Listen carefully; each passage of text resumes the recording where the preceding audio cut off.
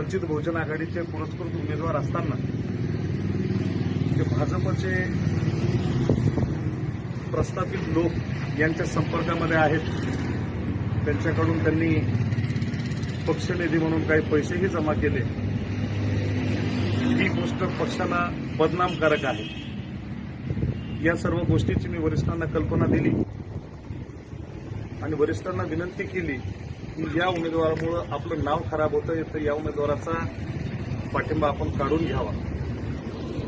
पक्ष या गोष्टीवर निर्णय तर घेईलच, पण या मतदारसंघातले पदाधिकारी म्हणून आमचंही काही कर्तव्य आहे. यासाठी आज आम्ही सचिन भीमराव यांच्या तोंडाला काळं लावून त्यांनी जो काही चुकीचा प्रकार केलेला याचा आम्ही या ठिकाणी निषेध करतो. याचं तोंड बघा. आणि सचिन भीमराव चव्हाण यानं बाळासाहेब आंबेडकरांना जो धोका दिलाय त्याबद्दल सचिन भीमराव चव्हाण यांना अगोदरच सांगितलेलं होतं.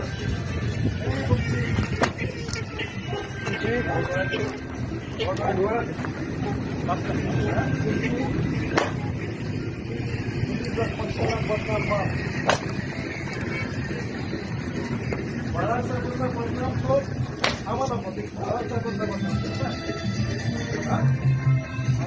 आता इथून बाळासाहेबांचा पदाधिकारी म्हणून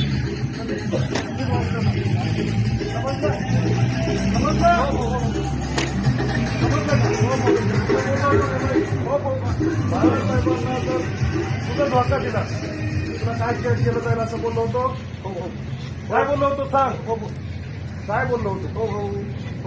हो नाही बोललो काय होतं असं तू त्याला मान्यता दिली होती. सांग लवकर. पुढे माफी माग सगळ्यांची माफी मागतो.